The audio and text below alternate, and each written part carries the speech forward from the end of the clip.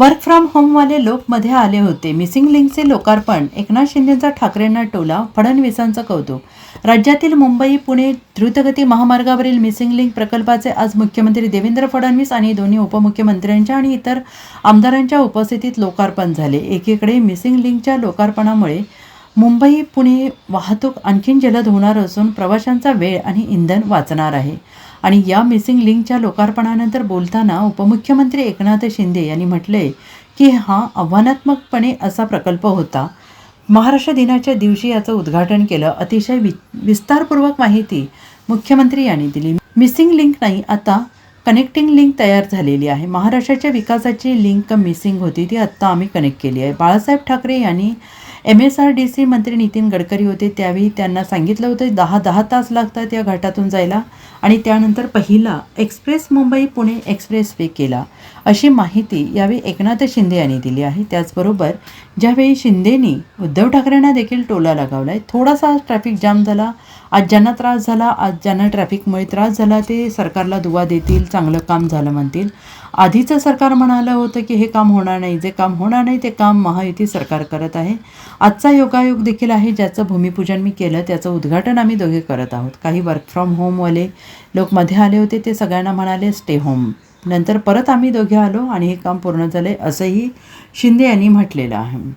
कोटीचा आपण त्याला खर्च केला, पण त्याचं जे काही इकॉनॉमी आहे किती पटीने वाढेल.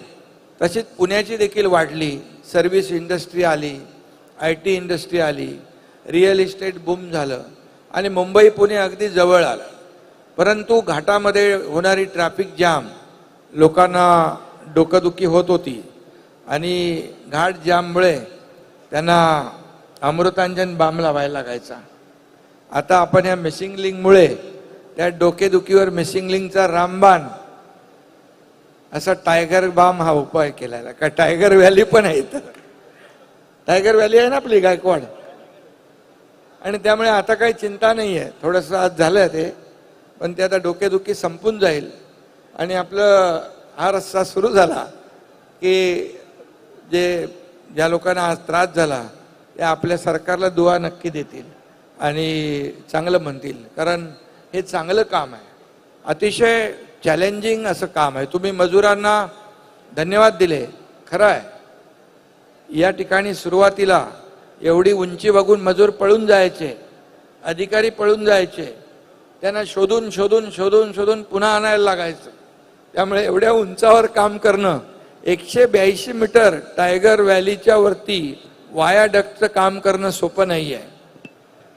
आणि त्याचबरोबर आता आपल्याला याला Guinness book of the world असा जो आपलं रेकॉर्ड नोंद झालंय, सगळ्यात जगातला वायडेस्ट टनेल आणि भारतातला सगळ्यात उंच वायाडक्ट अशी याची ख्याती आहे.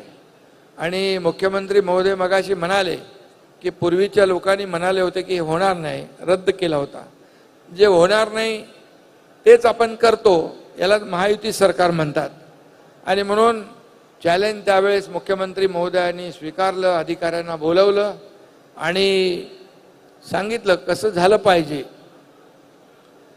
आणि त्यावेळेस मग हे चॅलेंज स्वीकारलं आपण. मी त्यावेळेस MSRDCचा मंत्री होतो.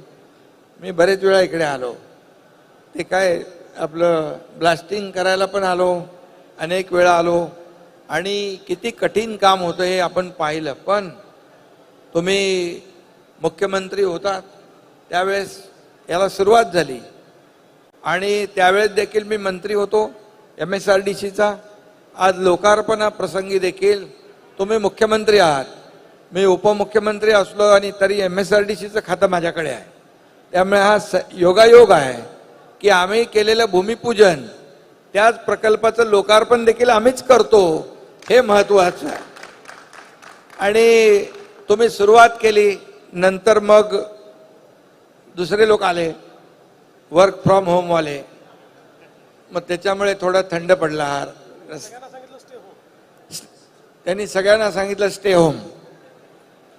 पण त्यानंतर मग 4 वर्षापूर्वी आम्ही दोघांनी, जसा अभियांत्रिकी चमत्कार आहे जसा महाराष्ट्रामध्ये आम्ही दोघांनी चमत्कार केला आणि पुन्हा या रस्त्याला 4 वर्षापूर्वी मुख्यमंत्री मी असताना परत जोर लावला आणि मग आम्ही दोघांनी मिळून या मिसिंग लिंकला ज्या ज्या काही अडचणी होत्या त्या दूर केल्या.